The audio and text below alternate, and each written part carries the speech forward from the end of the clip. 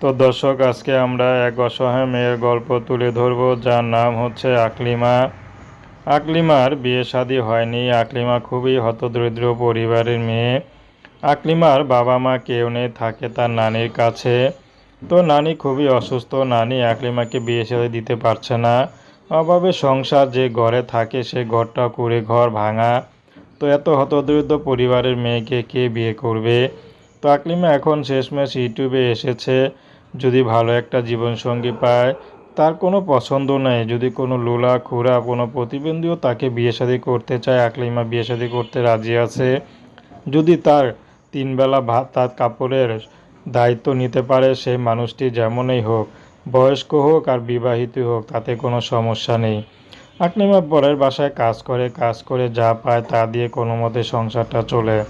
তো আকলিমা যে টাকা খরচ করে বিয়ে দিবে সেই অবস্থা নেই। তো বর্তমানে আকলিমা শুধু চায় ভালো একটা মানুষ, যে মানুষ তার সুখে দুঃখে পাশে থাকবে, তাকে কখনো ছেড়ে চলে যাবে না, এমন একটা মানুষ